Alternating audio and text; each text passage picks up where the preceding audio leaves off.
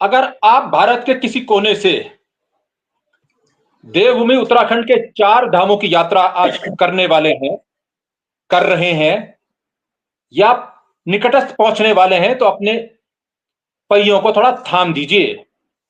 यदि आपके रिश्तेदार, नातेदार आदि लोग, परिचित लोग बद्रीनाथ, केदारनाथ, गंगोत्री, यमुनोत्री भले ही कपाट बंद हो गए हों, लेकिन शीतकालीन यात्रा के मार्गों में हैं, हेमकुंड साहिब के मार्गों में है, पिरान करियल के मार्गों में है, तो फिर आज फुर्सत से उनसे बात कीजिए, क्योंकि आज वो जहां हैं वहीं हैं। आज इन्हें पूरी फुर्सत है, लाइव बात कीजिए। और तसल्ली से बात इसलिए कीजिए क्योंकि उत्तराखंड में 4 धाम यात्रा मार्ग आज जाम है। कोई बस, टैक्सी बस, कोई टैक्सी, कोई जीप आदि नहीं चल रही है।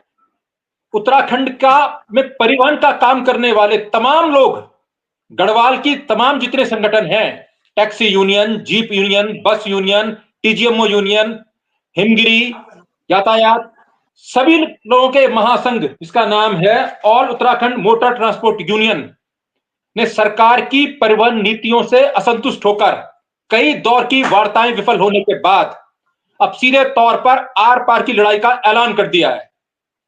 महज जो सड़कें दिख रही हैं आपको, हम तस्वीर आपको लाइव दिखा रहे हैं विभिन्न स्थानों की, विभिन्न बस अड्डों की, लोग खड़े हैं जगह जगह, इंतजार कर रहे हैं वो आगे जाएं तो जाएं कैसे, क्योंकि टैक्सियां उपलब्ध है नहीं। हालांकि इतना ढील दी गई है कि स्कूल की बसें, निजी प्राइवेट वाहन, यदि कोई व्यक्ति बीमार है, तीमार है, एम्बुलेंस, दूध सेवा की गाड़ियां, इनको जाने दिया जा रहा है। डाक वाहन, ऐसे लोगों को छूट है, और निजी वाहनों को भी आंशिक कुछ जगह छूट मिली है, लेकिन मोटे तौर पर टैक्सी सिस्टम, किराया देकर कहीं जाना पूरी तरह फेल हो गया है। और उससे बड़े एक सूचना मुझे मिल रही है, तमाम जगह जिन सरकारी महकमों में टैक्सियां लगी हुई हैं, प्राइवेट बसें हायर कर रखी हैं, टैक्सी के रूप में किराए पर, भाड़े पर ली गई हैं अनुबंध के तहत, आज वो भी संचालित नहीं हो रही हैं। लिहाजा अधिकारी जो हैं, जो बड़े ठाठ से उन टैक्सियों में घुमा करते थे, आज मजबूरी से उनको अपनी निजी कारें बाहर निकालनी पड़ रही हैं।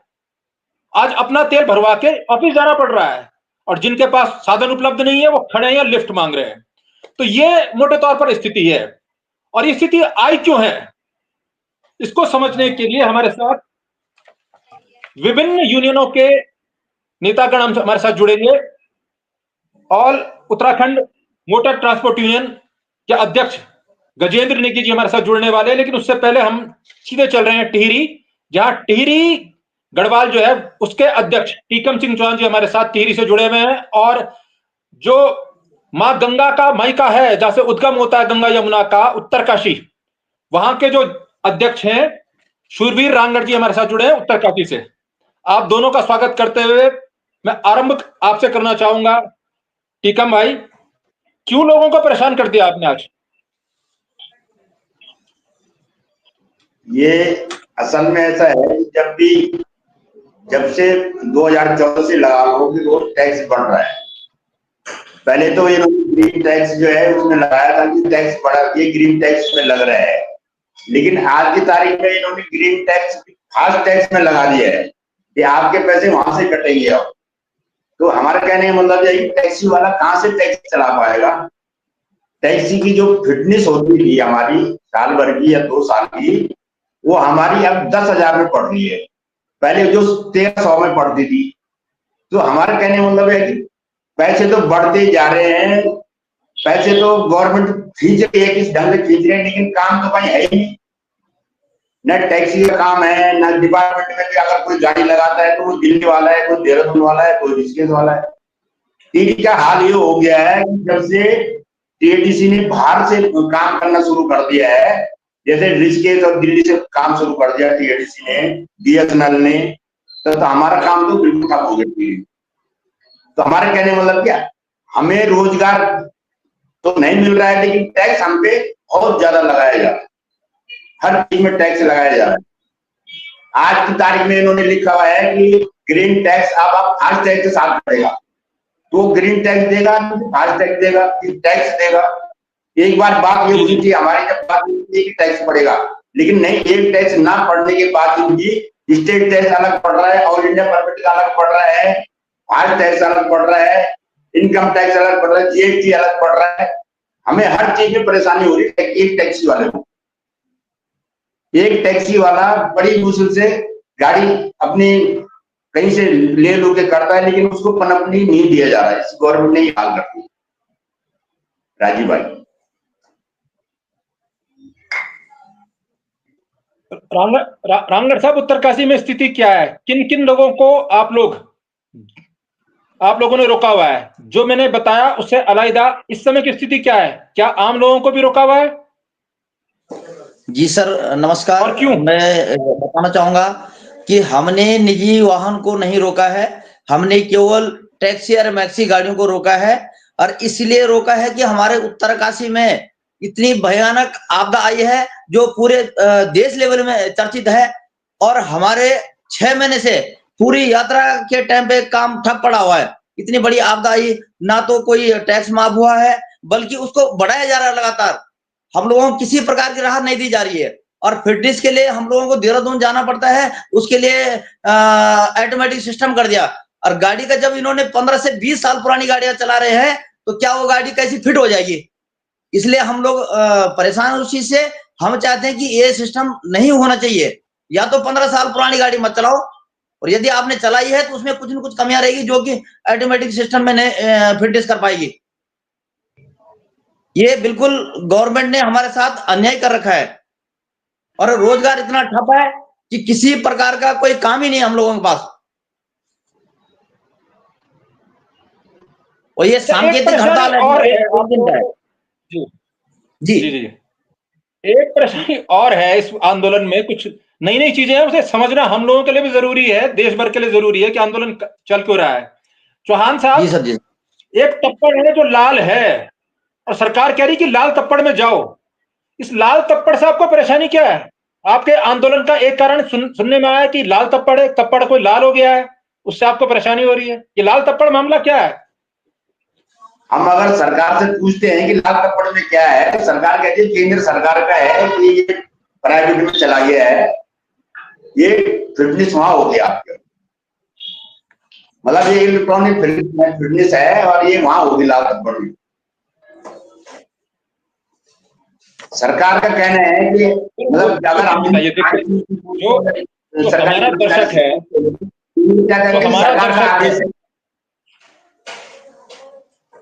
चौहान जी, मैं ये कह रहा हूं जो हमारा दर्शक है उसको ना फिटनेस का पता है। अर्थ अधिकांश की निजी वाहन है, मोटरसाइकिल है, या फिर कारें हैं, या फिर वो टैक्सियों या बसों में सफर करता है। तो ये फिटनेस क्या होती है, और ये फिटनेस लाल तप्पड़ जाने से आपको ऐतराज क्यों? तो सर ये होती है, हमारे टीवी वाले भी आ रहे हैं। धन्यवाद जी साहब।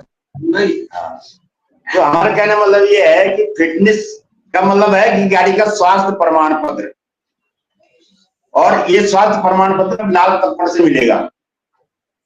सरकार ने सारे काम जो प्राइवेट में दे दिए हैं, और अपना कुछ जो सरकारी कर्मचारी है वो अंदर बैठे रहते हैं, कोई काम नहीं है उनके पास। अगर हमने टैक्स भी जमा करना है तो ऑनलाइन जमा करो, अगर हमने फिटनेस भी करनी है तो ऑनलाइन करो।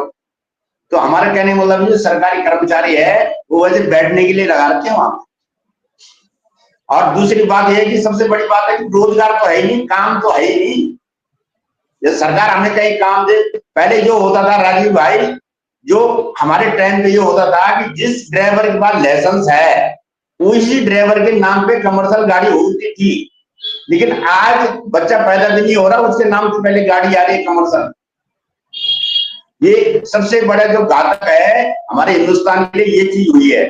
जिसके पास कमर्शियल लाइसेंस होता था ड्राइवर के पास, उसके नाम पे टैक्सी आती थी, और वो क्या करते थे, बड़े बड़े लोग ड्राइवर के नाम पे लेते थे, जिससे भ्रष्टाचार हो रहा है। लेकिन अब भ्रष्टाचार ये हो रहा है कि कोई लड़के के नाम पे उसके पास कपड़े की दुकान भी है, फैक्ट्री भी है और टैक्सी का काम भी कर रहा है। तो इससे हमारे टैक्सी वालों को बहुत असर पड़ा है, जो बेरोजगार है उसको बहुत असर पड़ा है। चलिए सुरवीर भाई, जरा चौहान साहब जरा पूरी तरह सारे राज नहीं खोल रहे हैं। आखिर इस इतने बड़े आंदोलन, इतने बड़े चक्का जाम के पीछे जो लाल तप्पड़ है, अब तक ये फिटनेस होती कहां थी और अब आपको लाल तप्पड़ भेजा जा रहा है? क्या है मामला पूरा, जरा खुल के बताइए, इसका सच खोलिए, क्या है? फिटनेस अभी तक हमारी टीडी में हो रही है। टीकम भाई आ रहा हूँ आपके पास, आ रहा हूँ आपके पास। रांगड़ जी क्या ये हो रही है? टीकम भाई वापस आ रहा हूँ अभी रांगड़ जी के पास जी। हाँ जी सर, हमारी जो गाड़ियों की फिटनेस है वो हमेशा प्रत्येक जनपद में होती है, ARTO कार्यालय में होती है, मगर आज तक हमारी जो फिटनेस होती थी वो नॉर्मली होती थी। वो जो लाल तप्पड़ में हो रही है वो ऑटोमेटिक सिस्टम वाली हो रही है। उसके लिए जो नई गाड़ी वही फिट हो सकती है। जो 15 से 20 साल पुरानी गाड़ी है, मुझे तो लगता नहीं कि वो गाड़ी वहां फिट हो सकती है। इसलिए लोगों के अंदर विरोध है। एक तो तुमने नई गाड़ियां निकालनी बंद कर दी है, और दूसरा जो पुराने वाहन है उनको चलाने के लिए फिटनेस बड़ी समस्या हो रही है, नहीं कर पा रहे हैं, इसलिए ज्यादा पैसा वसूला जा रहा है लोगों से। अच्छा, एक तो ये है, मैं कहना चाहूंगा, दूसरा जो मुझे मोटे तौर पर मेरे कानों में बात आई है जी, ये जो फिटनेस का मामला है, पहले सरकार अपने सिस्टम से करती थी और ये ऋषिकेश में होता था, और लाल तप्पड़ ये क्या देहरादून जनपद का हिस्सा है या फिर ये लाल तप्पड़ चला जाता है आपके हरिद्वार के आसपास? गजेंद्र सिंह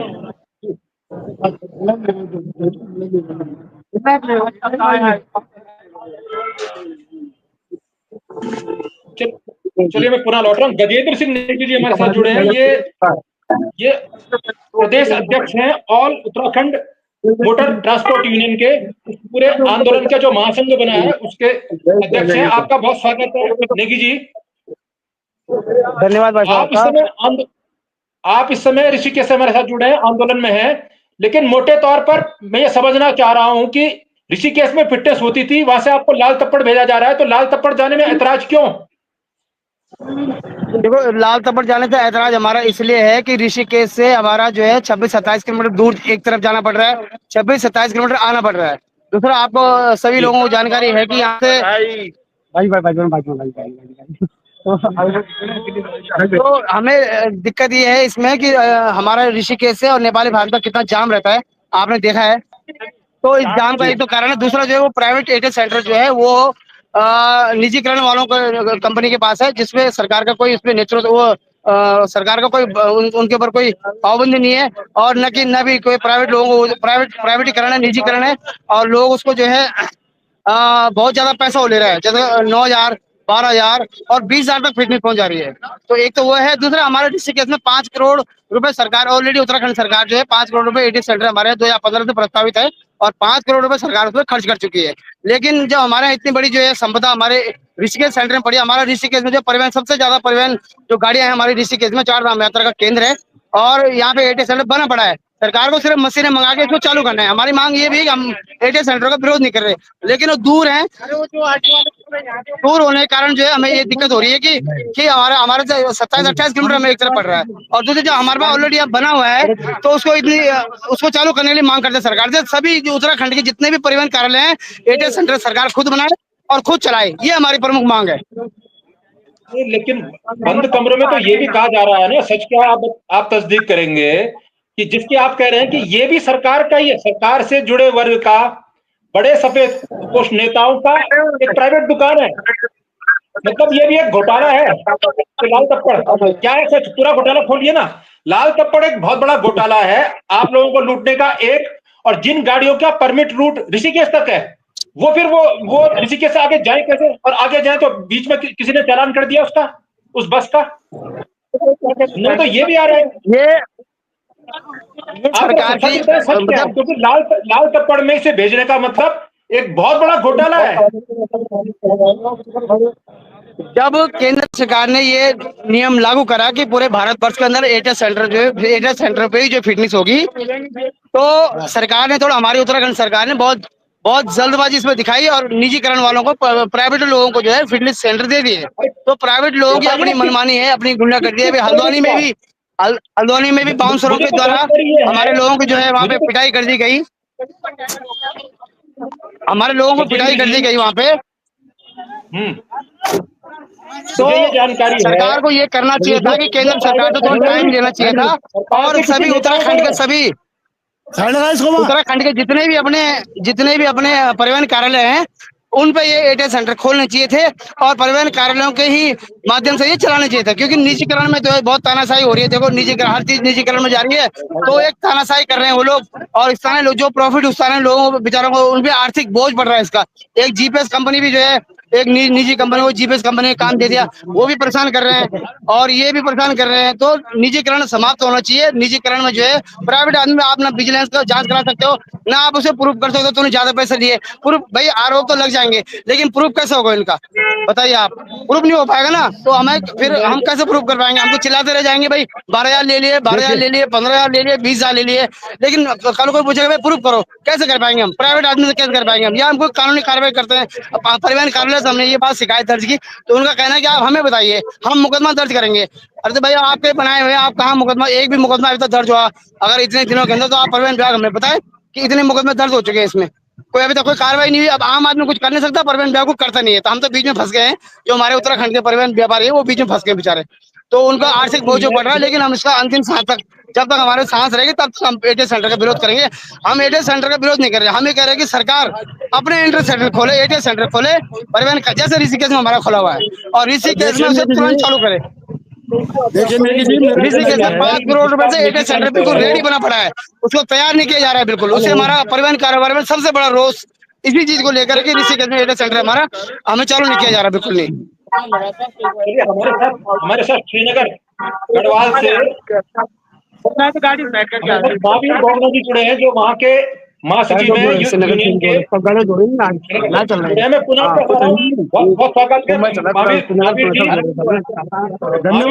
श्रीनगर में भी, जहाँ से बद्रीनाथ केदारनाथ का मार्ग है, जहाँ मुख्यालय कमिश्नरी का मार्ग है, आपने सारे रास्ते बंद कर दिए। गढ़वाल में सारा रास्ता बंद है सर। देखो, मैं इस टाइम बद्रीनाथ नेशनल हाईवे पे हूँ और भक्ताना के निकट देख लीजिए, हमारे इधर सारी गाड़ियां खड़ी हैं, सब लोग रोड पे खड़े हैं अपनी मांगों के लिए। सारे लोग, जितने भी लोग हैं, सारे अपनी मांगों के लिए सड़क पे खड़े हैं। हम देखो, हमारी मांग, जैसे अभी नेगी जी कह रहे थे, हम ये कह रहे हैं एटीएस सेंटर चले पर सरकार चलाए। नंबर 1, सरकार अपने अधीन ले इनको। ये हमें कटने के लिए, लूटने के लिए कसाई के पास गाड़ी वालों को न छोड़ा जाए। नंबर 2 बात सर, ये जो टैक्स का मामला है हमारे, ये टैक्स 5% वृद्धि हो रही है हमारे टैक्स में। ये कहा जा रहा है हमारे टैक्स में वृद्धि हो रही है हर टाइम। ये सरकार सुनने के लिए तैयार नहीं है। ये जो है सर, ऐसा है कि हम पूरे मनोयोग से हमने सरकार को कई पत्र लिख दिए, कई करते। मैं पर्वतीय टैक्स मैक्सी महासंघ से सचिव भी हूँ। मैंने कई लेटर मुख्यमंत्री जी को लिख दिए, टैक्स के बारे में हो गया, फिटनेस के बारे में हो गया। ये प्राइवेट, हमारा कॉमर्शियल काम प्राइवेट गाड़ी ने खत्म कर दिया। हम अड्डों पे खड़े हैं, कोई सवारी नहीं है, क्योंकि प्राइवेट गाड़ी घर घर से सवारी उठा रही है। तो इसलिए हमारा रोज ये है कि अभी हमारा ये 1 दिन का सांकेतिक जाम है, जो ट्रांसपोर्टरों के आह्वान पे हुआ है, या हम भी खुद इसमें पूर्ण समर्थन कर रहे हैं। और हम ये आगे चाहते हैं कि भाई अगर मांग नहीं मान जाती तो ये अनिश्चितकालीन हो सकता है। अच्छा, जरा एक चीज को क्लियर कर दें, जो आपने कहा सरकार स्वयं चलाए एटीएस सेंटर को, ये जो लाल टप्पड़ में चलाया जा रहा है निजीकरण, जिसको आप कह रहे हैं प्राइवेट, ये किसका है? ये कहा तो ये भी कह रहा है, ये भी सरकार से जुड़े हुए किसी बड़े नेता का है। सर मैं खुद परसों फिटनेस करने गया था अपने एक गाड़ी लेके। वहाँ जो है इन्होंने क्या कर दिया कि 2 पार्ट कर दिए पूछ के एटीएस सेंटर के। एक में एक कर दिया फीस के लिए, एक कर दिया टेस्टिंग के लिए। फीस वाला कह रहा है कि मैं तो इतने रुपए लूंगा, वो कोई पंडित करके है वहाँ पे, हम तो इतने रुपए लेंगे जी, हम आपकी गाड़ी पास करा रहे हैं। तो टेस्टिंग वाला कह रहा है कि हमने कहा फीस तुम क्यों नहीं काट रहे हो? उन्होंने कहा सरकार ने दे दिया जी, अलग दूसरे को दे दिया, ये फिटनेस फीस वाला मामला। तो हमने ये कहा कि हमने कहा मैं फीस जो है बाहर से कटा के ले आता हूँ, अन्य सेंटर से कटा के ले आता हूँ। वो कह रहे हैं फिर फिटनेस नहीं होगी। तो हमारा कहना ये है कि भाई इस तरह से लूट मत मचाओ, अपने अधीन लो इन सेंटरों को। अच्छा, एक चीज और जो आप कह रहे हैं कि 16,200 जीवीएम वाहनों को 18,500 जीवीएम वाहन करें, इसका मतलब क्या है सर? इसका मतलब देखो, मैं टैक्सी मैक्सी वाला आदमी हूँ, इसका मतलब हमारे नेगी जी बताएंगे जो ट्रक वाले हैं।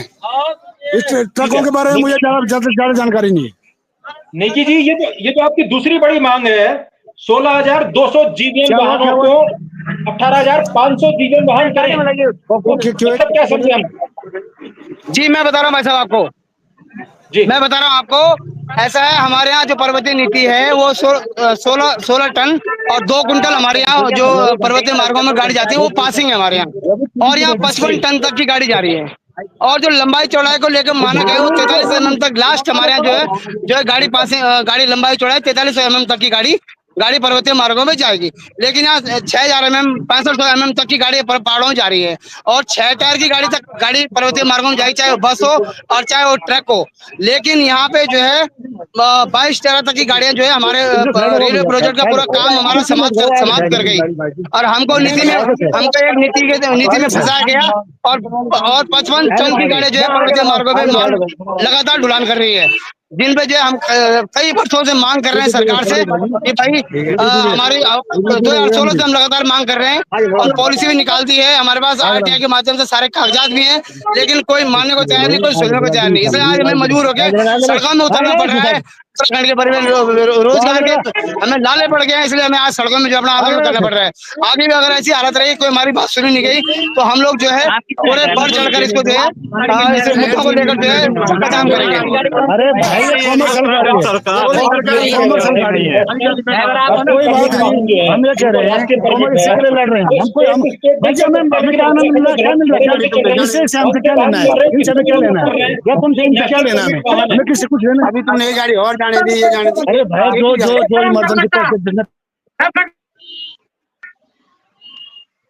चलिए, तमाम जाम की तस्वीरें देख रहे हैं, हो हल्ले के बीच ये वाहन संघों के नेतागण हैं, कुछ आवाजें आ रही हैं, कुछ नहीं आ रही हैं। गजेंद्र भाई, ये जो नेशनल परमिट वाहनों को स्टेट टू स्टेट ही चल सकते हैं, लेकिन आप ये कह रहे हैं कि उत्तराखंड में धड़ल्ले से चल रहे हैं, क्या ये मामला? ये नेशनल परमिट का कौन सा घोटाला चल रहा है उत्तराखंड में? नेशनल परमिट वाहनों का नेशनल परमिट जो गाड़ी हैं, वो जो बाहर अन्य राज्यों की जो रजिस्टर्ड गाड़ियां हैं, वो हमारे उत्तराखंड राज्य में जब आएंगी तो उनको हमारे उत्तराखंड के राज्य की जो पॉलिसी है उसी पॉलिसी के अकॉर्डिंग काम करना पड़ेगा। लेकिन 2015 से 2025 तक उन्होंने श्रीनगर बेस गोदाम में इतना खाद्यान्न लेकर लगातार जारी हैं, और 2 सिमली गोदाम है एफसीआई का जो हरियाणा से लगातार खाद्यान्न आ रहा है, उसको लेकर वो लगातार लाखों टन माल वहां लेकर पहुंच गई हैं। जो पहले हमारे ऋषिकेश के ठेकेदार होते थे, और ऋषिकेश की लगभग 150-200 गाड़ियां उसमें जुड़ी होती थी। पता नहीं कौन सी पॉलिसी बनाई उन्होंने, कौन सी, हम लगातार पॉलिसी को लेकर सड़कों में है, लगातार पॉलिसी उनकी शिकायत कर रहे हैं, लेकिन कोई हमारी शिकायत और हमारी बातों को अनसुना किया जा रहा है, और हमारा रोजगार छीन दिया गया है। देखो, इतना लाख टन माल वहां, जिसके हमारे पास पुख्ता सबूत है, पुख्ता जानकारी है, इतना लाख टन सीमेंट वहां गया है, इतने लाख टन जो है खाद्यान्न श्रीनगर गोदाम में गया है, इतना लाख टन जो है खाद्यान्न अपना वहां गया है, क्या नाम आपका, सिमली गोदाम में गया है, और 31 लाख टन जो है हमको सीमेंट यहाँ पे रेलवे प्रोजेक्ट में लगना था, और 31 लाख टन सीमेंट ढोने का मौका हमें नहीं मिला, हमें पार्टिसिपेट करने का मौका नहीं मिला। डायरेक्ट हरियाणा से बड़े बड़े ट्रांसपोर्टरों की गाड़ियां जो है बलगर के माध्यम से हिमाचल के ट्रांसपोर्टरों को जो है यहाँ पे प्राथमिकता दी गई। जब हम हमारे द्वारा शिकायत की गई तो हम पे केस करे गए, मुकदमा करा गया, हमारे लोगों को जेल में डाला गया, और हमारी कोई बात नहीं सुनी जाती। पॉलिसी को लेकर जो है हम लोग बहुत परेशान है भाई। जो हमारी मांग कोई नहीं, सरकार से हमारी कोई मांग नहीं, हमारी मांग एक ही है कि जो नियम है, जो पॉलिसी है, आप उन पॉलिसियों को फॉलो कराओ बस। जो 16,200 की पहाड़ में पॉलिसी, आप उनके अकॉर्डिंग कानून के तहत काम करो, कानून के तहत काम करने दो। वो हमारा जो है जो मैटर है हमारा, उसका जो पॉलिसी नेशनल परमिट गाड़ी पे लागू हुआ, हमारे पास कागज भी है उसका, लेकिन सरकार उस बात को मान नहीं रही है। वो हमारा जो है नेशनल परमिट को लेकर यहाँ की पॉलिसी फॉलो करेगा। प्रोजेक्ट परमिट का मतलब क्या होता है, और प्रोजेक्ट परमिट का कौन सी अवहेलना हो रही है, खासतौर पर रेलवे का निर्माण हो रहा है ट्रैक का, इसके लिए जी जिसके लिए आप कह रहे हैं कि आप लोगों का काम नहीं मिल रहा, तो बाहर की गाड़ियां आई हैं, क्या इनके पास स्टेट प्रोजेक्ट परमिट है? तो पॉलिसी पर प्रोजेक्ट परमिट का हमने सुझाव दिया है सरकार को, भाई अगर कोई ऐसा सामान हमको पहुंचाना है जो जैसे मशीनें जाती हैं बड़ी बड़ी, लंबा सरिया जाता है, कोई एंगल काटर जाता है, जो कोई इमरजेंसी कोई सेवा जाती है, कोई वो जैसे हमारे यहाँ अभी ड्रिल मशीन गई थी सुरंग खोदने वाली, तो वो बड़ी मशीनों में जाती है, तो बड़े वो छोटा नहीं हो सकता। तो गवर्नमेंट के पास पावर है कि वो प्रोजेक्ट परमिट दे सकती है। जैसे 6 महीने का परमिट देगा, उससे टैक्स ले लेंगे हम, फिर वो आराम से चल सकता है बिना टैक्स। समस्या ये है कि बिना टैक्स दिए जो चले हैं उन्होंने टैक्स नहीं दिया। जब गवर्नमेंट को टैक्स ही नहीं मिला तो फायदा क्या होगा? हमारे राज्य की जो आर्थिकी है वो टैक्स से चलती है, और हमारा जो देश और गांव का जो विकास होता है, जो हर गली में, हर मोहल्ले में, हर जो है हर पंचायत में जो विकास होता है वो टैक्स के पैसों से होता है। जब टैक्स नहीं मिलेगा तो हमारे उत्तराखंड का विकास कैसे होगा बताइए आप? तो न तो उनसे टैक्स मिला, हमारा रोजगार भी खा गए। तो ये तब हमने निवेदन किया है, भाई आप कोई बात नहीं, अगर आपके राज्य में 16,200 से ऊपर या 43 mm से कोई गाड़ी पास नहीं है, अगर कोई बड़ा सामान जाना है तो रेलवे उसके लिए परमिशन लेगा, परिवहन विभाग उसको परमिशन देगा और उसे टैक्स लेगा। भाई हम टैक्स लेंगे, 3 महीने तक आपका सामान डूब जाएगा, फिर आप अपने राज्य में जाओ। तो ऐसी व्यवस्था करने के लिए हमने सरकार से मांग की है भाई साहब। चलिए, आपकी मांगों में से एक मांग और है कि चेकिंग के नाम पर पुलिस उत्पीड़न, या यूं कहें कि पुलिस की वसूली। उत्तरकाशी से हमारे साथ जुड़े हैं शूरवीर सिंह रांगड़ जी। शूरवीर भाई, शूरवीर रांगड़ जी, आवाज आ रही है आपको मेरी?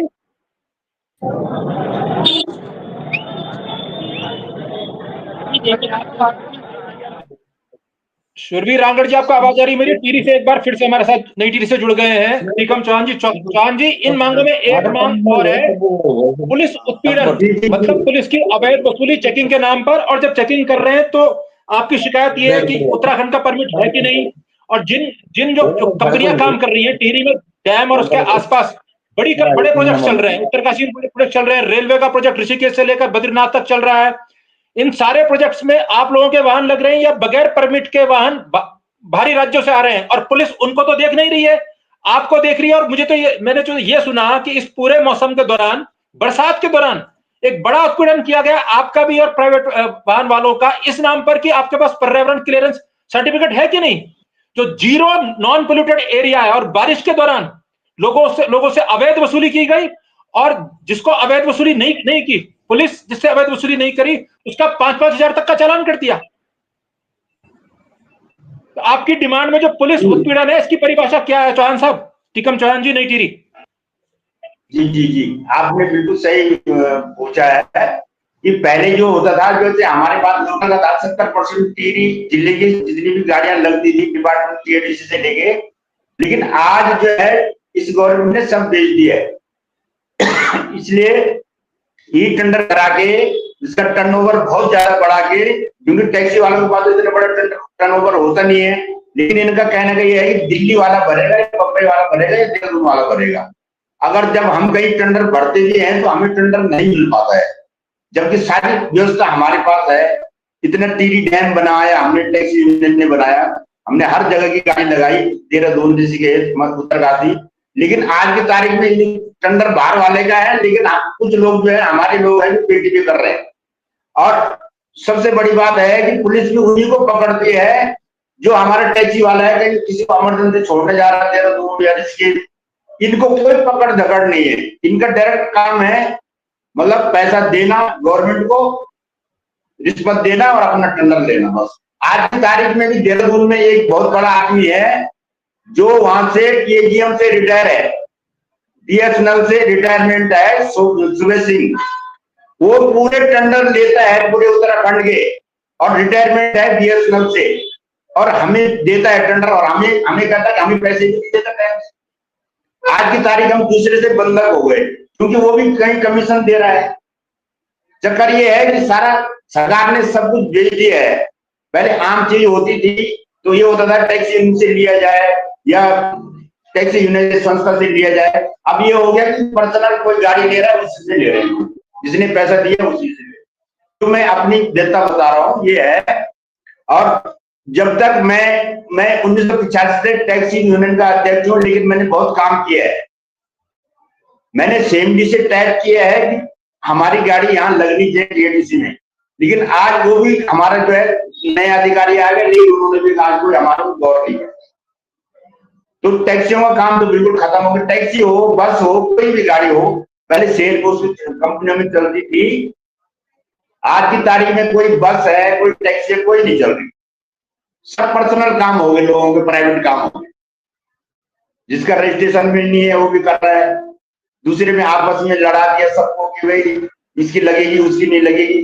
तो हमारा कहने मतलब है कि सरकार की सबसे बड़ी गलती ये है कि जो ये आईटी ऑफिस खोल दिए, टिहरी जिले खोल दिए, उत्तरकाशी खोल दिया, श्रीनगर कहीं का भी खोल दिया इन्होंने, तो वहां पे आईटी ऑफिस के सरकारी कर्मचारियों ने काम करना चाहिए।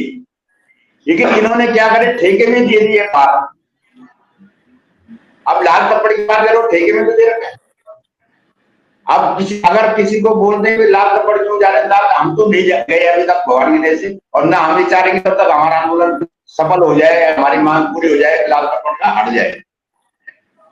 और जैसे ऋषिकेश वालों ने कहा कि हर आदमी, इसलिए मैंने आपको एक पहले बोला था कि मैंने कहा ये एक टैक्सी वाला जो है ना, टैक्सी ड्राइवर जो होता है जिसका कमर्शियल लाइसेंस होता था, उसी को ही टैक्सी परमिट मिलता था। लेकिन आज की तारीख में सबको टैक्सी परमिट मिल रहा है।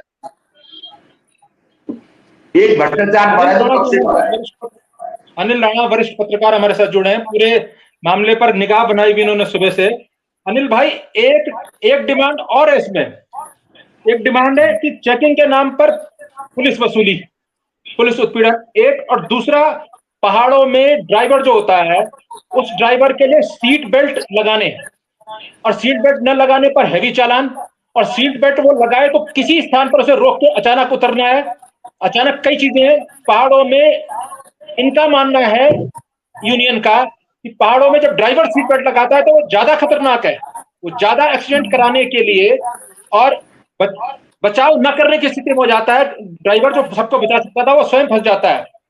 तो ये जो डिमांड है ये शायद आम पब्लिक के लिए भी होगी। आप सुबह से अध्ययन कर रहे हैं, आम लोग भी जो हैं वो भी परेशान है इन दोनों चीजों से। एक तो अवैध पुलिस वसूली, और इस बार इतनी भयानक वसूली हुई है खासतौर पर टिहरी जनपद में, कि टिहरी जनपद में ऐसे अधिकारी चाहे वो पर्यटन विभाग के हों या वो पुलिस के हों, उन्होंने बरसात में जब जो आपदा आ रही थी, उन्होंने पॉल्यूशन सर्टिफिकेट होने और न होने के नाम पर भारी उत्पीड़न किया। 5-5 हजार तक के चालान किए लोगों के। और अवैध वसूली, यदि अवैध वसूली तो हो गई, और यदि कोई वैसा आदमी जो पूछ रहा है कि काय का किस बात का, यहाँ कौन सा पोल्यूशन है कि तुम यहाँ पोल्यूशन सर्टिफिकेट मांग रहे हो। और पोल्यूशन के लिए क्या कर दिया, पोल्यूशन के लिए गाड़ी का फोन नंबर पंजीकृत होना चाहिए। अनलेस फोन नंबर पंजीकृत नहीं है तो पेट्रोल पंप में जो जहां से या कोई जो पोल्यूशन सर्टिफिकेट बनता है वो लेता ही नहीं है। आप चाहो तो भी आप नहीं बनवा सकते। एक स्ट्रेटेजिक अभियान चलाया गया और भारी तरीके से अवैध वसूली दिन रात सुबह शाम की गई, और कागजों में इतना भारी चालान कर दिया गया। जिसने सेकंड हैंड गाड़ी खरीदी होगी, 4,000 में उसने गाड़ी खरीदी होगी और 5,000 का उसका चालान काट दिया। ये डिमांड पत्र में है, पुलिस उत्पीड़न प्लस सीट बेल्ट। आपका कथन और आपकी रीडिंग अनिल भाई। देखिए, पुलिस उत्पीड़न का जो ये मामला है वसूली वाला, ये सिर्फ उत्तराखंड की नहीं पूरे देश की समस्या है। और उत्तराखंड में तो मैं वो वाला टाइम भी याद कर रहा हूँ जब कोरोना का टाइम चल रहा था और चारधाम यात्राओं का टाइम चलता है। उस समय क्या होता है कि अंदर जाने के लिए, इधर से दूसरे शहर में जाने के लिए कोरोना के टाइम पे इतनी वसूलियां चली, इतनी वो अवैध तरीके से उगाई की गई। जो पैसा दे रहा है उसको बॉर्डर पार करा दिया जा रहा है, जो नहीं दे रहा उसको बोले कि नहीं हमारे यहाँ नियम है कि ये आप बॉर्डर पार नहीं कर सकते, वहां पे रोक दिया जा रहा है। मुनि की रेती का मैंने खुद उदाहरण देखा कहीं, जब एक बार गया था उस साइड। तो ऐसे तो लगातार चल ही रहे हैं। ये उत्पीड़न का मामला सिर्फ ये ट्रक वालों का या टैक्सी वालों का नहीं, ये सारा है। अगर आप बाइक वालों को भी देख लो, उनका भी इसी तरह से उत्पीड़न होता है। सरकार की जो नीति है, मैं कई बार देखता हूँ, आज आपने लगा दिया कि वन वे का बोर्ड, एक छोटा सा बोर्ड होता है, उसको खंबा गाड़ दिया, आप जी यहाँ से जा नहीं सकते। अचानक से अगर कोई चले गया तो आपने वो वन वे का नियम तोड़ दिया। आपने पहले किससे पूछा कि यहाँ पे वन वे करना है या नहीं करना है? भाई हम भारत में रह रहे हैं, जनता से पूछेंगे ना आपकी कहाँ से जाना है, कौन सा वन वे बनाना है, कौन सा नहीं बनाना है। अपनी मर्जी से बनाते हैं पुलिस वाले। और दूसरा, पुलिस वाले आपने देखा होगा, अगर इन पुलिस वालों को या किसी भी ट्रैफिक वालों को अगर नियम और कायदे लागू करने होते हैं तो इन्हें खड़ा होना चाहिए, बताना चाहिए कि यहाँ से जाना है या नहीं जाना, या आपका हेलमेट पहना है नहीं पहना है। आप देखो ये छुपे रहते हैं, कोई बस होगी उसके पीछे से छुपे रहते हैं जैसे किसी चोर को पकड़ना है, और ये देखते रहते हैं कोई वहां से रेड लाइट क्रॉस की एकदम से सामने आ जाता है पकड़ने के लिए कि भाई तू पकड़ा गया, निकाल पैसे। सबसे बड़ी गलती कब हुई? सबसे बड़ी गलती हुई जब नितिन गडकरी ने ये नियम लाए कि पॉल्यूशन को लेके जो सीधे 10-10 हजार रुपए का चालान ठोक दिया, और जो जिनका लाइसेंस वो नहीं है, क्या बोलते हैं, इंश्योरेंस नहीं है, उनका भी डबल ट्रिपल कर दिया, 2-2, 3-3 हजार। भाई अगर आपको इतना ही देश में सुधार करना है तो अगर आपने पकड़ लिया किसी बिना इंश्योरेंस वाले को, उसको उसकी गाड़ी जब्त करके उसका इंश्योरेंस कराओ। भाई 1 साल तक आप दोबारा नहीं पकड़ पाओगे उसको। आप उस इंश्योरेंस के चक्कर में उसके पैसे भी खाते हो, उससे लंबी मोटी रकम भी लेते हो, उसका इंश्योरेंस भी नहीं बनता। ऐसे अगर आपको हेलमेट वालों की इतनी चिंता है, हेलमेट वालों से अगर आपको परेशानी है, तो भाई आपने पकड़ लिया बिना हेलमेट वाले को, उसको हेलमेट खरीद को दो उसके पैसों से, चाहे डबल चार्ज भी मारो, कम से कम समस्या तो दूर होगी, हेलमेट तो बिकेंगे। ये क्या करते हैं, अपने लिए मांग लेते हैं। आज हेलमेट पकड़ा गया, फिर अगले दिन दोबारा बिना हेलमेट के पकड़ा जाएगा, लो भाई दोबारा चालान मारा। तो ये समस्या है, ये जानबूझ के इस तरह की करते हैं कि अपने खाने कमाने का जरिया बने, इसलिए पुलिस उत्पीड़न का मामला लगातार बढ़ता है। जी, एक विषय पे मैं आपका ध्यान और चाहूंगा। उत्तराखंड ऐसे राज्यों में जो देश से मांगता है ग्रीन बोनस, कि हम दुनिया में ग्रीनरी कर रहे हैं, इवन ब्लू बोनस भी मांगा एक बार कि इसका बोनस दीजिए, क्योंकि हम 70% जंगल अपने यहाँ रख रहे हैं, अपनी सड़कें नहीं बना रहे हैं, आरक्षित वन क्षेत्र के नाम पर प्रतिबंधित कर रखा है हमने, पैदल मार्ग में भी जहां लोगों के गांव और पुरानी बस्तियां हैं, क्योंकि तुम्हारी दुनिया का पर्यावरण ठीक रहे। उत्तराखंड के पहाड़ जो जीरो पोल्यूशन वाले एरिया है, मतलब एयर पोल्यूशन कह रहा हूं मैं, जीरो पोल्यूशन यानी कि पॉलिथीन नहीं है सड़क में, उस गंदगी को नहीं कह रहा हूं। तो जहां पोल्यूशन जीरो पोल्यूशन है, जो ग्रीन बोनस मांगने वाली जगह है, और बरसात के समय जहां बारिश हो रही है, जहां एक बूंद पोल्यूशन नहीं है, वहां पे पोल्यूशन सर्टिफिकेट को लेकर यदि अवैध वसूली, और खासतौर पर टिहरी जनपद में एक कोई पुलिस वाला है, पुलिस का अधिकारी या परिवहन का अधिकारी, वो इतना चर्चे में आया कि सुबह शाम उसने एक ही काम किया, सड़क में खड़े होकर सिर्फ अवैध वसूली। वो तो रिकॉर्ड बन गया कि भाई पहाड़ में बारिश के दौरान बरसात हो रही है, किस जगह तुम्हें जो है एयर में पोल्यूशन दिख रहा है इंडेक्स में, कि लोग सांस ना ले पा रहे हो। जिस उत्तराखंड के पहाड़ों से दिल्ली को सांस मिल रही है, दुनिया को सांस मिल रही है, क्या वहां पोल्यूशन को लेकर पोल्यूशन सर्टिफिकेट? जी, मैं माफी चाहूंगा, इन चीजों का जवाब गजेंद्र सिंह नेगी जी ज्यादा दे लेंगे, क्योंकि उत्तराखंड में ग्रीन बोनस का भी अब ये टैक्स ले रहे हैं, जबकि उत्तराखंड का पोल्यूशन वाकई में सुनिए दिल्ली का माना जा सकता है, दिल्ली में लेते हैं, लेकिन वहां भी इस तरह की छूट मिल जाती है। इस बारे में आप गजेंद्र सिंह नेगी जी से ज्यादा, दरअसल मेरा 12 बजे एक शो है, तो मैं आपसे इजाजत चाहूंगा। जी जी जी जी, थैंक यू। बिल्कुल। टीकम भाई, एक और स्थिति आई है जो ड्राइवर सीट बेल्ट है। हाँ, गजेंद्र जी हमारे साथ जुड़ गए हैं। गजेंद्र जी, आप लगातार आप अटेंड भी कर रहे हैं। ये जो आपने पुलिस वसूली और ड्राइवर सीट बेल्ट, इसको लेकर आपकी डिमांड है? आपका स्पीकर बंद है, माइक बंद है, माइक। हाँ बोलिए। आपके आगे माइक का निशान होगा, उसमें क्रॉस आ रहा होगा, सर खोल दीजिए। हाँ जी गजेंद्र भाई। तो सीट बेल्ट के लिए जो हमारे उत्तराखंड में जो फीडबैक आ रहे हैं, अभी कोरोना के बाद ही इन्होंने सीट बेल्ट पे ज्यादा फोकस किया है, लेकिन उसके जो फीडबैक हैं वो बहुत खतरनाक हैं। आपने सुना होगा कि अभी एक दुर्घटना हुई थी, एक परिवार पूरा नई थार रॉक्स गाड़ी लेके और रात को 12 बजे हरियाणा से चला था, और वो गौचर का परिवार था, वो देवप्रयाग से आगे जो है गाड़ी गिर गई नदी में। सुबह 4 बजे 5 बजे नींद में गाड़ी चली गई। उसमें क्या था, जितने लोग सीट बेल्ट जिन्होंने लगाई थी, बच्चों ने लगाई थी, परिवार ने लगाई थी, वो सब गाड़ी के अंदर ही फंसे रह गए, उनकी दर्दनाक मौत हो गई। और एक महिला ऐसी महिला थी उनमें जिन्होंने सीट बेल्ट नहीं लगा रखा था, वो गाड़ी के ऊपर थी। आपने वो वीडियो पूरे जगह वायरल हुआ था, वो महिला जो है गाड़ी के ऊपर छूट गई। तो पहाड़ों में अक्सर जब दुर्घटनाएं होती है, छिटक आदमी बच जाता है। तो सीट बेल्ट के कारण जो है आदमी गाड़ी से बाहर नहीं निकल पा रहा है। और एक अभी लेटेस्ट जो है, अभी भैया दूज के दिन आपने देखा होगा वो दुर्घटना, जो बच्चा उसमें जिंदा जल गया। जब कार में आजकल क्या है कि कार सीएनजी कार है, और सीएनजी कार क्या है, पेट्रोल, पहाड़ में तो आदमी पेट्रोल से चला रहा है और प्लेन में आदमी सीएनजी चला रहा है। तो 2 in 1 गाड़ी आदमी पैसे बचा, एक आम आदमी एक पैसे 2 in 1 गाड़ी लेता है। अब उसमें क्या है कि पहाड़ में हो रही है, तो उसमें आग लग जा रही है। तो आग लगने के कारण जब सवारी सीट बेल्ट में फंसी रहती है तो जल के राख हो जाती है। तो ये प्रॉब्लम आ रही है सीट बेल्ट का। तो मैं कई बार पत्राचार शासन को पत्राचार भी कर चुका हूँ कि सीट बेल्ट बिल्कुल पर्वतीय मार्गों पे बिल्कुल भी अलाउ नहीं होना चाहिए। और दूसरी बात, अगर पुलिस उत्पीड़न की बात है, चेकिंग व्यवस्था की बात है, ठीक है, सरकार ने अगर चेकिंग की व्यवस्था बनाई है, तो मैं पूछना चाहता हूँ उस चेकिंग व्यवस्था से कि भाई इतने आपने पुलिस हर चौराहे पे आपने पुलिस खड़ी कर दी, हर जगह आपने पुलिस खड़ी कर दी, तो जो नेशनल परमिट गाड़ियां हैं जो नियम तोड़ रही हैं वो पकड़ी क्यों नहीं जा रही हैं?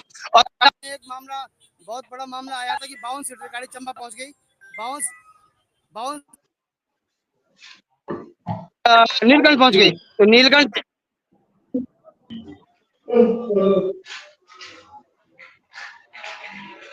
राजेंद्र भाई आपकी आवाज किसी तकनीकी कारण से रुकी है, पुनः आपसे जुड़ रहे हैं।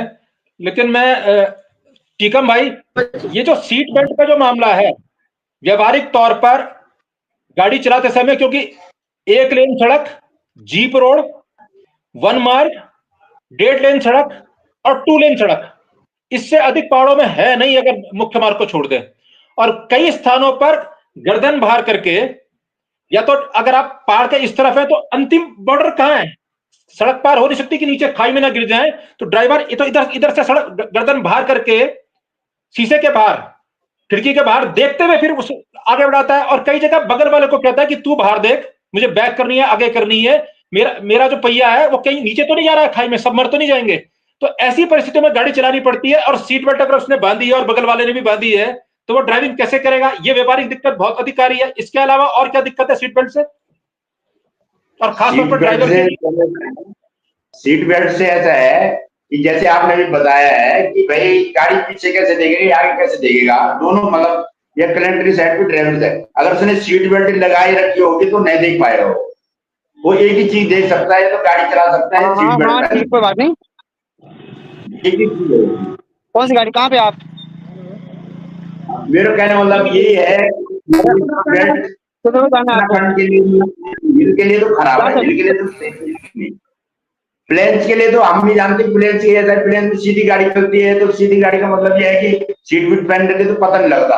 लेकिन हिल में कोहरा लगता है, कई चीजें होती, पीछे नहीं दिखाई देता, आगे नहीं दिखाई देता, जब वो सीट बेल्ट खोलेगा तभी जाके उसकी आगे पीछे देख सकता है वो। अगर सीट बेल्ट पहनी है तो सीट बेल्ट से उसका कोई भी एक्सीडेंट हो सकता है, या जल्दबाजी करके या कोई ऐसे करके तो उसका मतलब उससे दुर्घटना हो सकती है। हिल के लिए सीट बेल्ट ठीक नहीं है हमारा, तो कहने आज ही हमने तो 2013 में भी इस बात को बोला था कि सीट बेल्ट हिल के लिए नहीं है। उस टाइम विजय बहुगुणा जी मान गए थे और सीट बेल्ट मना हो गई थी, लेकिन दोबारा 2014 में फेल हो गए। तो हमारा ये कहना है सीट बेल्ट हिल के लिए नहीं है। पहले भी तो बिना सीट बेल्ट के देखो चलते थे, तो हमारा वो ही है मतलब कहने का कि सीट बेल्ट एक तो उसमें चालान भी हो गया, अगर नहीं पहनेगा तो आदमी डरता है यार पुलिस वाला वहां पे आ रहा है, मैं सीट बेल्ट ले रहा हूँ, चालान काट देगा यार। कई चीजें होती है, ये डर के मारे अपनी जान और सवारी की जान और गाड़ी को बचाया करते हैं। सीट बेल्ट लगाते लगाते गाड़ी लग जाती है उससे, ऐसा भी होता है। मतलब उसके सामने पुलिस वाला देख लिया और एक हाथ से गाड़ी चला रहा है और एक हाथ से सीट का बेल्ट लगा रहा है, तो उसका एक्सीडेंट भी हो सकता है उसमें। इसलिए सीट पहने का तो ऐसे बैंड, कई सारे बैंड ऐसे हैं पहाड़ों में, और जहां पेड़ है जहां दिखता ही नहीं है कि बैंड कैसा कितना है, और उसको इस तरह से झुक के ऐसे और ऐसे आगे बोनेट की तरफ जाके और शीशे के पास जाके तब देखते हुए तब गाड़ी मोड़नी पड़ती है। और खासतौर पर उन लोगों को जो रोड में पहली बार आ रहे हैं, तो वहां पे वो सीट बेल्ट के साथ मिलेगा कैसे? सीट बेल्ट के साथ नहीं हो सकता है सर, वो सीट बेल्ट के साथ हो ही नहीं सकता हो। मतलब सीट बेल्ट उतार के हो सकता है, अलग करके हो सकते हैं काम। मतलब सीट बेल्ट पुलिस पैसा मांगेगी, पैसा नहीं दोगे तो चालान करेगी, और नहीं उतारोगे तो गाड़ी चलाओगे कैसे? देनी पड़ेगी, गाड़ी बंद भी कर सकता है उसको। तो पुलिस वाले के पास तो बहुत पावर दे दी है गवर्नमेंट ने, पुलिस वाले के पास तो एक पावर दे दी, अब उसका वो नहीं है, हॉट बॉक्स नहीं है, अब उसका ये नहीं है, अब इस साइड में नंबर नहीं है, अब इसका टायर गंजे हो रखा है, मतलब कई मतलब इतने गाड़ी के अंदर इतनी चीजें हैं तो कहीं भी हमारा चालान कर सकता है। मतलब इतनी पावर पुलिस को दी। वो कौन अधिकारी था पुलिस का या परिवहन विभाग का जो खासतौर पर आपके जनपद में बरसात के दौरान भी लोगों से पोल्यूशन का सर्टिफिकेट उसके नाम पर अवैध वसूली और 5-5 हजार तक के चालान कर रहा था? उसका एक ही काम था, उसको पोल्यूशन पता नहीं कहां से दिख रहा था कि यहाँ टिहरी जनपद, वो भी बरसात में, जो दुनिया का पोल्यूशन दूर कर रहा है वो प्रदूषित है और कोई गाड़ी चलने से। और मुझे एक चीज और आपसे मैं समझना चाहता हूं क्या किसी गाड़ी में, यदि पोल्यूटेड गाड़ी है मतलब उससे धुआं आ रहा है, वो पोल्यूशन दे रही है, क्या वो पहाड़ में चढ़ भी सकती है? यहां तो मजबूरी है कि गाड़ी फिट हो, शायद यहाँ गाड़ी आपके पहाड़ों में तो चल ही नहीं पाएगी। नहीं, तो यहाँ पोल्यूशन सर्टिफिकेट में कोई औचित्य है? जहां जहां पर्यावरण गंदा ही नहीं है। नहीं, उस अधिकारी का नाम तो बताइए जिसमें पूरी बरसात वसूली करी लोगों को पोल्यूशन सर्टिफिकेट के नाम पे, या कुछ तब होता था, लेकिन अब तो गाड़ी साफ सुथरी है, तो पॉल्यूशन की वैसे की जरूरत नहीं है। ये तो सिर्फ पैसे कमाने का धंधा है और एक डिपार्टमेंट और बना दिया पॉल्यूशन सेंटर, और बाकी कुछ नहीं है। पहले भी गाड़ी चलती थी, आज भी गाड़ी चल रही है, लेकिन पॉल्यूशन का भी एक कमाई का धंधा हो गया और टैक्स का भी हो गया, फर्स्ट एड बॉक्स हो गया, कई चीजें हैं। अब आपको गिनाएंगे तो आप बोलेंगे कितनी चीज होती गाड़ी के अंदर। अब तुम्हारी लाइट नहीं लगी, उसका नाम खोल दीजिए। एक अधिकारी कोई ऐसा पहली बार आया पहाड़ों में जिसने एक ही काम किया इस बरसात में, पोल्यूशन के नाम पर अवैध वसूली। कौन था वो अधिकारी, जरा नाम बताइए। या परिवहन विभाग का था या पुलिस का, जिसका काम सुबह शाम एक ही था, सड़क में खड़ा हो जाए, लोगों को रोके, तेरे पास पोल्यूशन सर्टिफिकेट कहाँ है? क्योंकि उसको मालूम था कि जो पुरानी गाड़ियां हैं, जब तक उनका अब ऑनलाइन फोन पंजीकृत नहीं है, बगैर फोन पंजीकरण के पोल्यूशन सर्टिफिकेट भी नहीं बन रहा है, रिन्यू नहीं हो रहा है। एक वसूली एक छत्र वसूली अभियान पे लगा अधिकारी कौन था? ये पुलिस का भी हो सकता है और आईटी का भी हो सकता है, परिवहन का भी हो सकता है। चलिए, नाम नहीं खोल रहे हैं, मैं कोशिश करूंगा वो नाम बताने की। ये रिकॉर्ड बन गया, पुलिस या परिवहन विभाग ने कुछ नहीं सीखा, उसने एक ही चीज सीखी। और परिवहन अधिकारी की भी मिली भगत है, सब कुछ नहीं मिली भगत है। और बताइए, एक चीज और बताइए, ड्राइविंग लाइसेंस यदि किसी का खो गया, उसने एफआईआर कर दी और उसको डुप्लीकेट ड्राइविंग लाइसेंस चाहिए, मतलब एक कॉपी चाहिए, फोटोकॉपी या कलर्ड कॉपी जिसे कहते हैं। कलर्ड कॉपी जो आधार कार्ड की ठीक वैसे ही बनती है, अन्य कार्डों की बनती है, वो 50 रुपए में बन जाती है। उसके नाम पर भी हजारों रुपए की वसूली। अब सरकारी फीस ही मेरे ख्याल से 800 रुपए कर दी है सरकार ने। ड्राइविंग लाइसेंस जिसको बनाने की फीस कभी 100 रुपए होती थी, 200 रुपए होती थी, आज डुप्लीकेट ड्राइविंग लाइसेंस इश्यू करने की, बना हुए लाइसेंस को दोबारा इश्यू करने की के नाम पर, और उसके बाद जो बाहर लोग बैठे हुए, मिला जुला के लोगों को 2-2 हजार तक ठगे जा रहे हैं। 2-5 हजार रुपए ले रहे हैं उनको, अगर लाइसेंस किसी को खो गया। उसमें एक दूसरी बात ये होती है, इसमें एड्रेस का भी गलत हो जाए, ये तो लाइसेंस खोने की बात है, मतलब एड्रेस गलत हो जाए, एक अक्षर गलत हो जाए, उसको नहीं बदल सकती लाइसेंस की। अच्छा, दूसरी बात यह है कि उत्तराखंड जब से बना है, परिवहन नीति अभी बनी नहीं है। हमने पिछली बार भी कहा था परिवहन नीति हो तो दिल्ली वाली हो, केंद्र वाली हो परिवहन नीति उत्तराखंड में। हमने इसके लिए कई लेटर भेजे, कई चिट्ठियां भेजी, लेकिन यहाँ अभी परिवहन नीति ढंग से बनी नहीं है। उत्तराखंड में परिवहन नीति नहीं है, ये दूसरी की नीतियों पे चल रहे हैं, जो इनकी चाह रहे वो कर रहे हैं। परिवहन नीति नहीं है यहाँ, ये यूपी की नीति पे चल रहे हैं। कुछ ऐप्स का भी आप विरोध कर रहे हैं, वाला ऐप या कुछ अन्य ऐप हैं जिनके जरिए बगैर परमिट के, बगैर टैक्स दिए हुए लोग जो है टैक्सी सवारी को ले जा रहे हैं। एक दूसरा, वो कौन है, वो आगे जाके चोरी कर दे, क्या कर दे, गंतव्य तक पहुंचाए ना पहुंचाए, उसका जिम्मेदार कौन? किसी ऐप्स का भी विरोध है आपका? ऐप से भी विरोध है, बिल्कुल, ऐप से भी बहुत विरोध है हमारा। ऐप वाले क्या करते हैं, हमारे बगल में खड़े ऐप वाले, और किसी को फोन करके वो 5 गाड़ी उठा टैक्सी ले जाता है। वो हमारा तो टैक्सी का धंधा ऐप वालों ने खत्म कर दिया है। जो हमारे पास टैक्सी स्टैंड में लोग आते थे, उन्हीं लोगों के पास किसी के पास ऐप है, दिल्ली जाना है या मसूरी जाना है, देहरादून जाना है, उसने ऐप पे उसको दे दिया और आगे ले गया। तो हमारे ये कहना है ऐप तो बंद होने चाहिए, या तो इसका रजिस्ट्रेशन होना चाहिए। हालांकि आपकी यूनियन के लिए शायद प्रतिबंध नहीं है, लेकिन बड़े तौर पर कई साल से आप उसका अनुभव करते रहोगे, आपके पास भी समस्या आती रहती है। ये विश्वनाथ सेवा के रूट का विस्तार और मसूरी कुठाल गेट जो मार्ग है, ये क्या मामला है जो कई सालों से इसकी डिमांड होती है, सुलझ ही नहीं रहा है?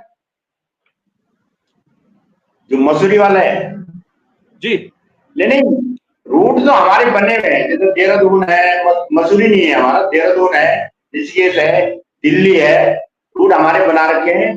गाड़ियां भी हमारी बराबर चलती है, मतलब हम 2000 रुपए एक सवारी के दिल्ली के लेते हैं, और जहां उसको छोड़ना है वहां छोड़ते हैं। लेकिन आज की तारीख में इन ऐपों की वजह से हमें वो भी सवारी नहीं मिल रही है हमें आपको। अब इस आंदोलन में आपने एक और शब्द लिखा है आप लोगों के डिमांड चार्ट में, एक तो डग्गा मार वाहन। इसको हम क्या समझे? डग्गा मार वाहन क्या हुआ और आपके आंदोलन का हिस्सा क्यों? डग्गा मार वाहन होते हो किसी यूनियन से पंजीकृत नहीं होती है, उसको डग्गा मार कहते हैं। मतलब किसी भी संस्था से वो पंजीकृत नहीं है, ना ऋषिकेश है, ना देहरादून, ना टिहरी है। उसने अपने घर से खड़े डग्गा मार जा रहा है, कौन सुन रहा, कौन भी सवारी ले जा रहा।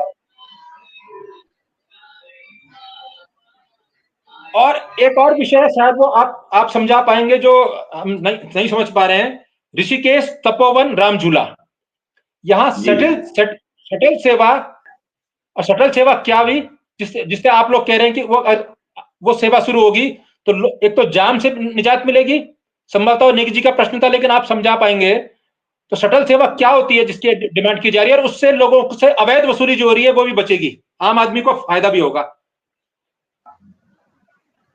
देखो जी, जैसे उत्तराखंड में जैसे आपने अभी बात उठाई है, जिसके वालों ने उठाई है, जैसे हमारी गाड़ी दिल्ली से कोई गाड़ी आती है या बंबई से आती है, राजस्थान से आती है गाड़ी, तो उसको वहीं खड़ा होना चाहिए। जैसे ऋषिकेश में लोकल आदमी को काम मिलना चाहिए, तब जाके हमारा कुछ सेटलमेंट होगा। हम यहाँ से जम्मू कश्मीर या हिमाचल जाते हैं तो हम अपनी गाड़ी वहां खड़ी करते थे, उनकी गाड़ी वहां चलानी पड़ती है हमें। अपनी गाड़ी हम पार्किंग में लगाएंगे, वो अपनी गाड़ी के पैसे लेंगे, जो कि ये परिवहन नीति में है हमारे उत्तराखंड में कि 70% हमें काम मिलेगा। लेकिन यहाँ ऐसा हुआ ही नहीं है अभी तक। यहाँ हम कहते हैं जी आप मेरा रिश्तेदार है, वो या परिवहन विभाग का कोई आदमी है, या पुलिस का कोई आदमी है, सरकार का कोई आदमी है, ये है चक्कर। दूसरा ऋषिकेश से चारों धाम गाड़ी जाती है, हमारी बसें न जाके जी कोई और बस जा रही है, कोई दिल्ली से डायरेक्ट बस कर रहा है, कोई राजस्थान से कर रहा है, कोई कहीं से कर रहा है। हमारा कहना मतलब ऋषिकेश मेन होना चाहिए, उसके बाद उनकी गाड़ी वहां पर खड़ी हो जाए, हमारी गाड़ी चले वहां। हमारा ये मांग है। अब मेरा आपसे चलते चलते अंतिम सवाल, जो बड़ा सवाल है कि आप लोग ये भी कह रहे हैं कि भाई हमें बहुत नुकसान हुआ इस बार और आपदा में। तो आपदा, जो इस बार की आपदा को देखते हुए 2025 का जो टैक्स है, टैक्सी टैक्स, इसको माफ कर दिया जाए। क्या नुकसान हुआ आपको? और नुकसान की तो भरपाई आपको पता है हर साल उत्तराखंड में तो आपदा आएंगी। सर ऐसा है कि हमें ये हमारी 4 महीने तो हमारी गाड़ियां खड़ी रही जी। उसके बाद हमारी कोई गाड़ी एक्सीडेंट हुई, कोई हमारी बद्रीनाथ में हुई, कोई केदारनाथ में, कोई गंगोत्री, कोई यमुनोत्री, तो ऐसी जगह जाने आप जाए। कोई यहाँ ऋषिकेश रोड पे हमारी 15-20 गाड़ियां हुई, जो सितंबर की बात बता रहा हूँ मैं, 13-14 सितंबर के बाद 25 सितंबर तक हमारा ऋषिकेश रोड सबसे ज्यादा वो हुई, हमारी क्षति हुई। तो हमें उसमें ये कहना है कि जो गाड़ी क्षति हो गई, अगर उसका चेसिस नंबर नहीं मिलता है कहीं, तो उस गाड़ी के नंबर से उसको जमा कर दिया जाए और उस आदमी पे टैक्स न थोपा जाए जिसके नाम पे गाड़ी है। जो गाड़ी लापता हो ना, गाड़ी हमने कंडम कर दी, हमारी गाड़ी एक्सीडेंट हो तो कंडम कर दी हमने, बाई चांस उसको चेसिस नंबर नहीं मिल पाता है, पहले तो चेसिस नंबर मिल जाएगा तो उसको मतलब तुरंत उसके नाम से कैंसिल करके वो जमा कर दिया जाए, उसका टैक्स माफ कर दिया जाए। आप उन गाड़ियों का जिक्र कर रहे हैं जो आपदा में बह गई और मिली नहीं, दूसरी वो गाड़ियां जो आपदा में दब गई और उसके निशानी नहीं कि किस जगह दबी, जहां मलबा इतना दिखाया और पता ही नहीं अब। तो उसके सेटलमेंट की कोई प्रोसेस ही नहीं है। और जो वाहन स्वामी है वो टैक्स पर टैक्स अभी भी तोड़ा जा रहा है। रावत जी, उसका टैक्स माफ कर दिया जाए, नहीं तो उसके टैक्स में घर पे उसकी हसूली आ जाती है, घर पे उसकी हसूली हम भेज देते हैं, आई से हसूली आ जाती है उसके घर पे। और कई लोग हैं ऐसे जिनके घर पे गाड़ी खत्म हो गई, गाड़ी का नाम निशान नहीं है, लेकिन उनके घर पे हसूली आएगी इतना टैक्स तुम्हारे देना है। तो हमारा मतलब एक तो वो है, और एक दूसरा ये है, जैसे हमारी स्टेट में गाड़ियां खड़ी रही 100-150 गाड़ी है, अब 150 गाड़ी का कितना नुकसान भरेंगे हम? मतलब 3,000 4,500 रुपए 3 महीने में टैक्स भरते हैं। तो 3 महीने का 4,500 रुपए एक आदमी को माफ कर देना चाहिए, इनको 4,500।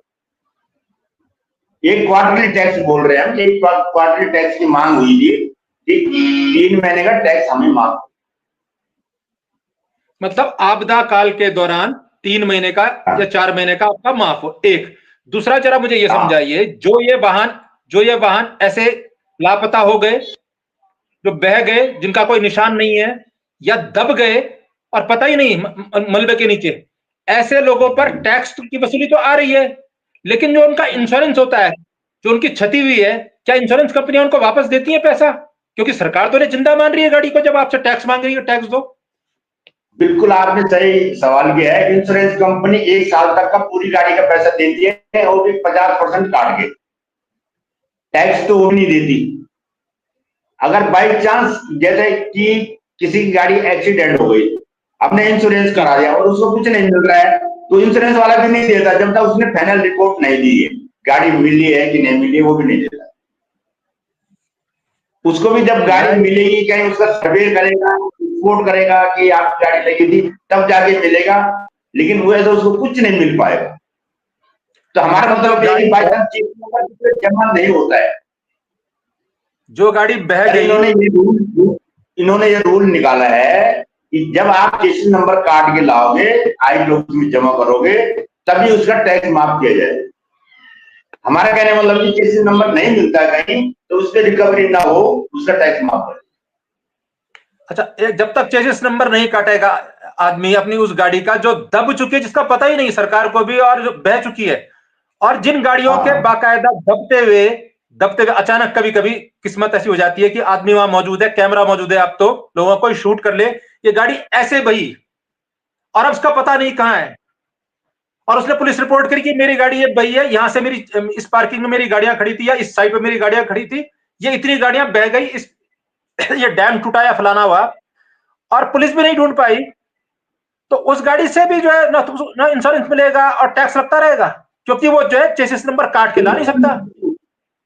हाँ, उसका टैक्स तब तक उसका रजिस्ट्रेशन है ना आई ऑफिस से, उसको तो टैक्स आएगा, उसको लिस्ट भेजेंगे इतनी गाड़ी का टैक्स, हमारे पास भेजते हैं लिस्ट, तब हमें तो तभी मालूम है, लिस्ट भेजे इतनी गाड़ी तुम्हारे पास, अरे आ रहा है ये गाड़ी कब की खत्म हो गई, कहाँ है गाड़ी, कुछ नहीं, लेकिन तब भी वो टैक्स भेजते। हमारा मतलब है कि जो गाड़ी है, वो जो गाड़ी लापता हो गई या पुरानी हो गई, मतलब इन्होंने 15 साल रखा हुआ है गाड़ी का, 15 साल के बाद टैक्स ना लें। गाड़ी की जो लिमिट है, जो गाड़ी की उम्र रखी है इनकी 15 साल रखी है, 15 साल के बाद ये एक्स्ट्रा टैक्स लेंगे। हमारे ये कहना मतलब कि 15 साल के बाद जो गाड़ी नहीं आती तुम्हारे पास कुछ करने के लिए, उसका टैक्स वैसे खत्म कर दो, मतलब उस गाड़ी को वहां से निष्कासित कर दो, उस गाड़ी को, ये गाड़ी नहीं है। कहने मतलब ये है, जो जायज बात है यही है कि उसकी उम्र आपने जहां तक रखी उसको खत्म कर दो। मुझे जरा ये समझाइए, क्योंकि मैं इन सवालों को लेकर जब भी परिवहन मंत्रालय से संबंधित व्यक्ति मेरे सामने बैठा होगा, आपके सारे सरोकार उठाऊंगा, लेकिन केदारनाथ में जब आपदा आई थी, हजारों हजार गाड़ियां, चाहे वो देश भर के अन्य लोगों की थी, हर साल हिमाचल में और उत्तराखंड में और जम्मू कश्मीर में देश भर के लोगों की गाड़ियां बह जाती है, जिनका पता ही नहीं चलता, और ऐसी गाड़ियों में टैक्सियां भी अधिकांश होती है, क्योंकि लोग टैक्सी हायर करके भी आते हैं, और उनके कहां से उनको मिलेगा चेसिस नंबर, क्योंकि पता ही नहीं नदी गाड़ में कहां गई, कहां जाके दब गई, उसके ऊपर नदी बह रही है, उसके ऊपर अब मिट्टी के तप्पड़ हैं। तो ऐसी गाड़ियों के लिए खासतौर पर केदारनाथ जैसी भीषण आपदा के बाद उस समय भी समस्या होगी, इस पर कोई मंथन हुआ, कोई नीति बनी कि भाई गाड़ी तो गई, इंश्योरेंस नहीं मिला, प्लस जो है टैक्स अलग से वसूली हो रही है, क्योंकि चेसिस नंबर वो कहां से काट के लाएगा अपनी गाड़ी से कि मेरी गाड़ी कंडम हो गई, समाप्त हो गई। क्या हुआ था केदारनाथ आपदा से? कोई सबक लिया गया था? तो कुछ परिवर्तन आया था, या फिर कहानी जीरो है? सर ऐसा है, केदारनाथ की बात मैं अपने सामने की घटना बताऊंगा कि वहां इतनी गाड़ी खत्म हुई है, मेरी खुद गाड़ियां फंसी थी, मैंने वहां से दूसरे रास्ते से लाई, गुप्त रास्ते से एक रास्ता आता है, खच्चर वाला रास्ता, वहां से गाड़ी निकाली कुछ, और मेरे पास से 1,500 गाड़ियां वहां खत्म हुई है। आदमी तो है, पर जिस आदमी गाड़ी समेत खत्म हो गया, वो जिसका परिवार खत्म हो गया, तो गाड़ी क्या देना, वो वहीं पूरा वहीं पड़ा हुआ है। लेकिन कुछ लोगों पे वहां की रिकवरी आई है, जो हमारी टैक्सी थी, रिकवरी ये आई है कि आपका टैक्स जमा नहीं। तो हमने उस टाइम भी एक बात उठाई है, जब गाड़ी नहीं रही, आदमी नहीं रहा, तो टैक्स किस चीज में देना है? ये टैक्स तो यहीं पे खत्म हो जाना चाहिए जब गाड़ी एक्सीडेंट हो गई, जब आदमी का लापता नहीं है, तो आदमी जा चुका है। तो केदारनाथ की मेन घटना है, केदारनाथ तो मेन है, क्योंकि और तो एक्सीडेंट होते रहते हैं, लेकिन वहां तो गाड़ी ऐसी बही जैसे पानी में बहती रहती है। हमें पूछ रहा मेरे 4-5 गाड़ी तो मेरी थी वहां से, टैक्सी यूनियन की, वहां से लाया हम गाड़ी। एक और सवाल तो जो शायद आपको लगेगा कि बड़ा सवाल मैंने आपको पूछा नहीं, चलते चलते आपसे एक सवाल, अंतिम सवाल है ये। सवाल ये कि आपके डिमांड में है कि जब किराया बढ़े तभी टैक्स बढ़ाओ, और जो हर साल की टैक्स वृद्धि है 5% या कुछ हो रही है आप लोगों पे, उसको रोक दो कि किराया तो बढ़ नहीं रहा। क्या है मामला है? सर ऐसा है, पहले इन्होंने ग्रीन टैक्स लगाया था 10-15 साल पहले की बात बता रहा हूँ मैं आपको। तो पहले इन्होंने बोला ग्रीन टैक्स हमारे पे पहले ही लगा हुआ है, तो पहले जो इन्होंने बोले टैक्स बढ़ा के दे दो, तो उसमें टैक्स ने उसको वो किया था कि टैक्स अब इतना ग्रीन टैक्स। क्या मेरे कानों ने ठीक से सुना? आप करें ग्रीन टैक्स, आप पर ग्रीन टैक्स का आपने, हम जो टैक्स बढ़ते हैं ना, जैसे 4500 रुपए बढ़ते हैं गाड़ी का, तो उसमें 500 रुपए ग्रीन टैक्स था। 4000 गाड़ी का हो गया, 500 रुपए ग्रीन टैक्स था उस टाइम। मैं 15 साल पहले की बात बता रहा हूं, नहीं 2010 की बात बोल रहे हैं, कुछ और बोल रहे हैं? ग्रीन टैक्स इन्होंने पहले भी लगाया था। ग्रीन टैक्स, अब ग्रीन टैक्स आप पर क्यों? आप उत्तराखंड पर ग्रीन टैक्स क्यों? मेरे भी वही मतलब है, उत्तराखंड में इन्होंने ग्रीन टैक्स पहले भी लगाया था। टैक्स के साथ अलग टैक्स होता है ना, टैक्स जो हम रोड टैक्स देते हैं उसके साथ उन्होंने ग्रीन टैक्स लगाया था। उत्तराखंड जो दुनिया से ग्रीनरी का बोनस मांग रहा है कि हम ग्रीनरी दुनिया को दे रहे हैं, और आपसे ग्रीन टैक्स। हमें हम क्या करें जब ये फास्टैग के साथ काट देंगे उसको, उन्होंने साफ उसको जूर निकाल दिया, उसके ग्रीन टैक्स पड़ेगा। आश्चर्य आश्चर्य। चलिए बहुत सारी बातें सोचिए ना, उत्तराखंड की सरकार उत्तराखंड से ग्रीन टैक्स मांग रही है, और उत्तराखंड की सरकार को अन्य राज्य से ग्रीन टैक्स मांगना चाहिए। हम तुम्हें स्वच्छ हवा दे रहे हैं,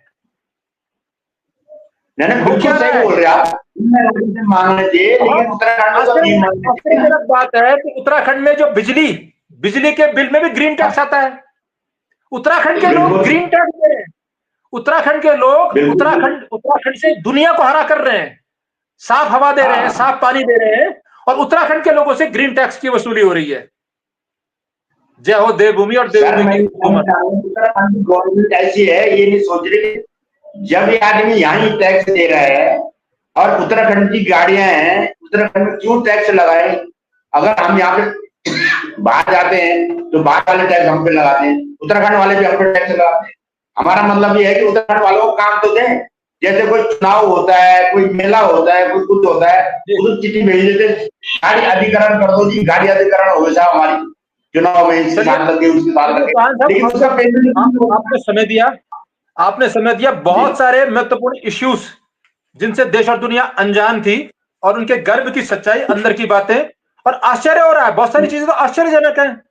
सरकार को, नीति बनाने वालों को यह पता ही नहीं कि जिन 1.5 लेन सड़कों पे 2 गाड़ियां अगर अगल बगल आ जाए, क्रॉस नहीं कर सकती, वहां सीट बेल्ट लगा के पहाड़ में एक टायर बिल्कुल पत्थर की बाउंड्री पे है, जरा सा पहिया इधर से उधर गया और गाड़ी नीचे, या तो इधर वाला ड्राइवर अगर पहाड़ के इस तरफ है तो वो गर्दन बाहर करके गाड़ी निकालता है, और अगर उसी ड्राइवर का साथी इस तरफ पहाड़ है तो वो अपने साथी को बोलता है कि तू गर्दन बाहर करके बता कि मेरा टायर बाहर तो नहीं जा रहा, तब ताकि दूसरी गाड़ी निकले। 1.5 लेन की सड़कें हैं उत्तराखंड में, पहाड़ों में, और 1.5 लेन की सड़कों में पासिंग स्थिति नहीं है।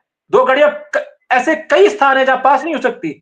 1.5 लेन की सड़क एक लेन सड़क बन जाती है, 1 लेन की सड़क जीप रोड की स्थिति आ जाती है। वहां पे गाड़ी चलाना है और उसे सीट बेल्ट बांध के चलाना है। अगर उसने सीट बेल्ट खोल दी तो अवैध वसूली पुलिस परिवहन विभाग करते हैं।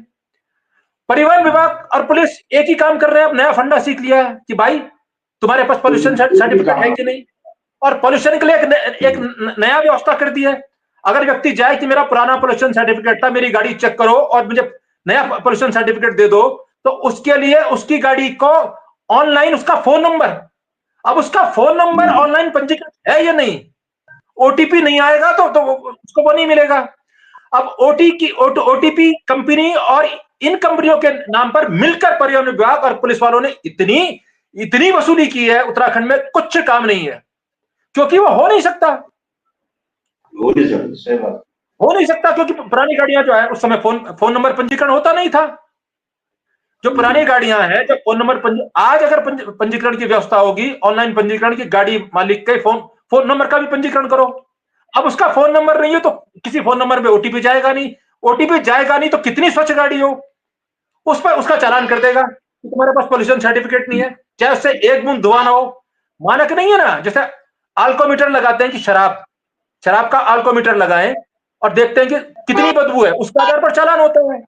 अब यहां इसका चालान नहीं है कि आप गाड़ी में धुआं कितना आ रहा है, जीरो धुआं गाड़ी का चालान कर देंगे, वो भी पहाड़ों में जहां पोल्यूशन ही नहीं है। बहुत सारे ऐसी चीजें जो शायद हुकूमत के तौर पर राज्य के वरिष्ठ पत्रकार, पॉलिटिकल लोगों, विधायकों, पूर्व विधायकों के साथ मैं आपके विषय चर्चा में लाऊंगा ताकि ये विषय उनके भी समझ में आए, क्योंकि कई जानकारियां मुझे भी आज मिली हैं आप लोगों की चर्चा से। आप सबका बहुत शुक्रिया। टीकम चौहान जी हमारे साथ, नेगी जी आपके पूरे प्रदेश के अध्यक्ष जुड़े हुए थे, श्रीनगर से हमारे साथ रामगढ़ साहब जुड़े थे, हमारे साथ उत्तरकाशी से रामगढ़ साहब जुड़े थे, श्रीगढ़ से बोगणा जी और टिहरी जनपद से टीकम सिंह चौहान जी, आप सबका बहुत शुक्रिया। अनिल राणा जी हमारे साथ जुड़े थे, वरिष्ठ पत्रकार, आप सबका शुक्रिया। फिलहाल हमें दीजिए इजाजत, नमस्कार। धन्यवाद, हमारी बात आगे तक पहुंचा देना बस।